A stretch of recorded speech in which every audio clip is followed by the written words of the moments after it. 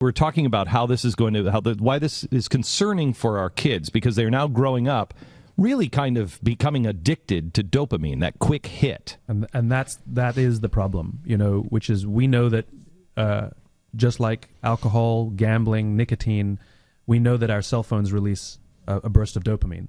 And so, again, a little bit of alcohol is fine. Too much alcohol is what's dangerous. Some gambling is fine. Too much gambling can be dangerous. Our cell phones are great. They're wonderful machines, but out of balance, like all addiction, eventually we will waste resources, waste time, and destroy relationships. I took a photograph yesterday. I was sitting next to a couple at a restaurant, and the entire time the couple they were both on their phones. Hate that. One was on Facebook, the other was looking at filters on Instagram. I don't know what, but and they were out for dinner with each other. I mean, I understand that there's other people texting, but right now you're with the person you want to be with. And so I actually held up my phone to take a picture of them, and they didn't even notice me taking a picture of them, which I thought was amazing. But the point is that these out of balance, they have addictive qualities.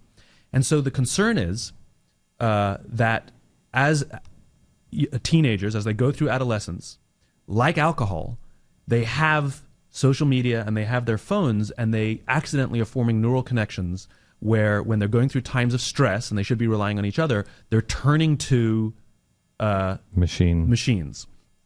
The fear is that that will develop into addiction, and it'll exaggerate as we move forwards in time. We're already starting to see a rise in suicides, for example. I mean, this affects all generations. The CDC announced about a year ago that more boomers now die from suicide than car accidents, right? In other words, what we're seeing is a rise of loneliness and isolation. No one kills themselves when they're hungry. We kill ourselves when we're isolated. Lonely. And we act out as well. In the 1960s, there was one school shooting. In the 1980s, there were 27. In the 1990s, there were 58. In the past decade, there have been over 120. This has nothing to do with guns. This has to do with people feeling lonely. I may hug you. Let's hug it out. I may hug you. Okay? Thank you for actually saying that. It's society. Something is missing in us. Correct. There have been guns forever. When in the 1960s, a kid could go into a store and buy a gun. They didn't use it. There's something missing in us. The gun lobby and the anti-gun lobby, or however they want to define themselves, would best serve society, instead of throwing rocks at each other, actually sat down together and figure out how do we combat the loneliness that kids are feeling. 70% of the school shootings were perpetrated by kids born after the year 1980. Most of them were about 15 years old. All of them attacked people within their own community and attacked the people they blamed responsible for their own loneliness.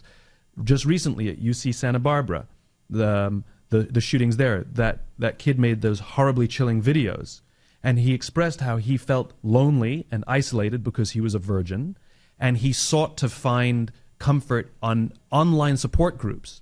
Right? There is no there's no online support group that can give you the same warmth and feeling of comfort and security than real human loving relationships. And you see, it's chilling how he makes this video, how he's excited. He's actually excited to go shoot up the sorority, the people he blames for his sense of loneliness and isolation, because it's the first time he feels a sense of control over his own life, right?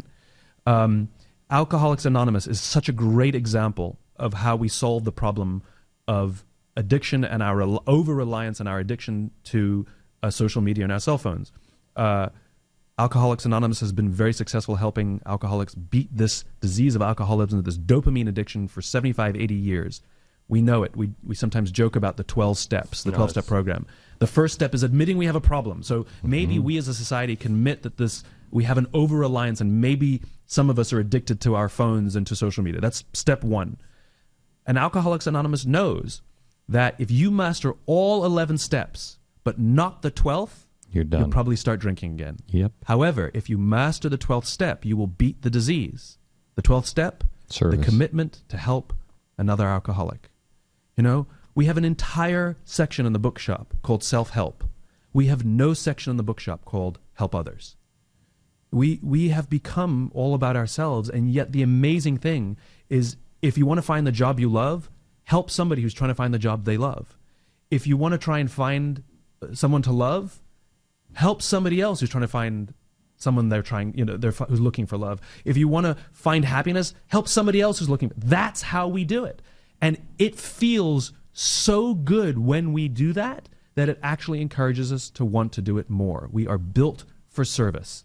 And when we create, this is the point of leadership. This is the point of leadership.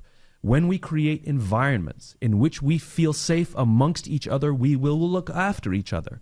When we create environments in which we fear each other, we will work to our own interests. We will become paranoid, cynical, mistrustful of leadership, and ultimately destructive to the entire group. And it's a lonely existence. I have to tell you, this is why I like Simon Sinek.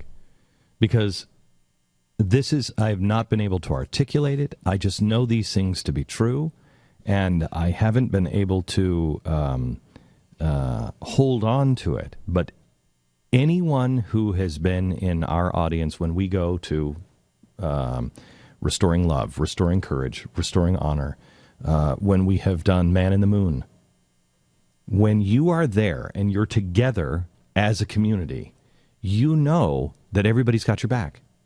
You know that there's no hatred, there's no anger, there is service and love for one another.